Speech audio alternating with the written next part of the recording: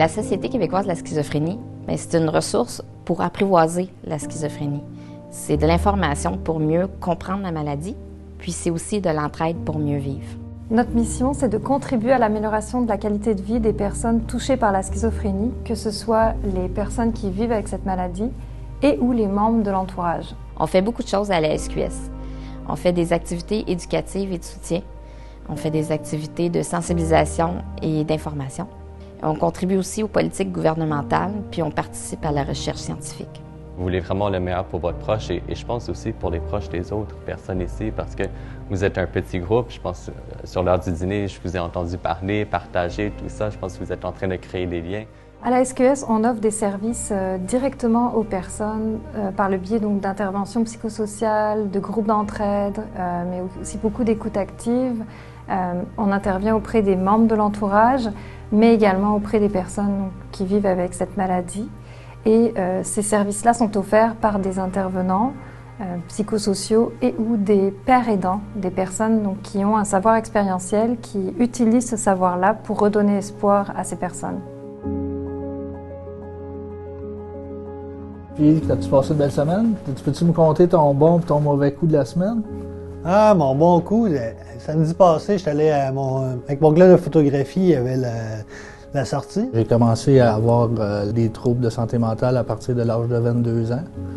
J'ai été hospitalisé à plusieurs reprises, j'ai fait plusieurs psychoses, des problèmes d'anxiété beaucoup, des problèmes de dépression, j'ai même eu les électrochocs.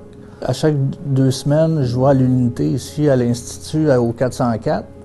Puis je vais voir les gens, je vais animer un atelier, je vais parler avec eux, je vais les rendre visite. Ça leur fait du bien. Parce que là, le monde me voit normal, mais j'ai peur que le regard change. Bien, le dévoilement, c'est un questionnement. Puis pour faire un dévoilement, moi, j'ai pas le choix de me dévoiler. Je suis père aidant. À l'époque, j'aurais aimé que quelqu'un, un père aidant, puisse venir me voir dans une unité puis commencer à jaser avec moi puis m'expliquer tout l'univers de ça, là. Parce que pour la première fois, quand on est atteint de cette maladie-là, on manque beaucoup d'informations. Il y a tellement de stigmatisation puis d'auto-stigmatisation qu'on ne sait plus c'est quoi la vraie réalité avec tout ça. On offre 2 types de services qui incluent donc la paire aidance. On a des pères aidants, donc ce sont des personnes qui vivent avec la schizophrénie puis qui interviennent directement auprès de personnes qui ont cette même maladie. Et on a des services de père aidance famille, donc des proches, des parents d'une personne qui vit avec la maladie, qui interviennent, eux, auprès des familles, des membres de l'entourage. L'impact sur les familles, il est énorme. C'est eux qui sont au cœur ou souvent qui se retrouvent au cœur de la tempête. Alors, c'est important pour eux de leur faire comprendre qu'ils ont le droit de prendre du temps pour soi, qu'il faut qu'ils prennent soin d'eux. L'idée, c'est pas d'être fusionnel. L'idée, c'est de mettre ses limites. L'idée, c'est de comprendre la maladie aussi, puis de les impacts, puis de prendre un peu de recul, un petit pas de recul, puis d'être écouté là-dedans, puis de se respecter. Mon message pour les familles, c'est qu'il y a de l'espoir. Il y a moyen de se rétablir là-dedans comme famille. Puis l'ajout d'un père aidant famille, ça vient vous aider dans tout, de comprendre que vous n'êtes pas seul là-dedans. C'est encore une réalité. Oui. Il y a des gens qui nous contactent après 10 ans de la maladie de leurs proches. Fait qu'ils l'ont vécu pendant 10 ans de temps et n'ont pas eu le soutien espéré, ils n'ont pas eu le soutien qu'on peut leur offrir, en fait, parce qu'ils ne savaient même pas qu'un organisme, on n'est pas les seuls, mais ils ne connaissaient aucun organisme qui peut faire un peu le suivi et le soutien qu'on leur apporte.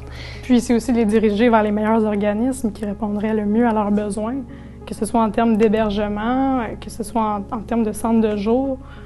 Bien, mon travail, c'est aussi de les amener vers ces organismes-là, de les présenter, juste de les initier puis de les introduire un peu. C'est clair, moi, il y a 1 an, pour moi, c'était un drame, mais un drame, vraiment, là, on se disait, on s'en sortira pas.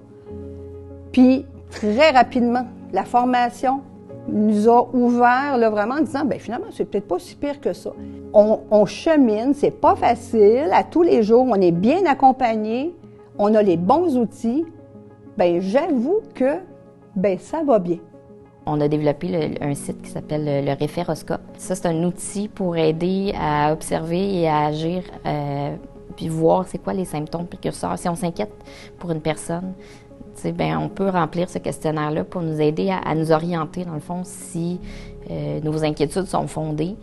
Puis, c'est pas un outil diagnostique, évidemment. Là. On ne peut pas faire un diagnostic via un questionnaire en ligne, mais c'est plus pour nous orienter. Souvent encore, on pense qu'une personne qui vit avec la schizophrénie est dangereuse ou ne serait pas apte à travailler ou à même contribuer à la société. À la SQS, on démontre le contraire en ayant justement plusieurs personnes qui vivent avec cette maladie puis qui sont embauchées pour pouvoir travailler, redonner espoir et apporter une plus-value en fait à la communauté. Donc par le biais même de nos employés, on brise ce tabou-là.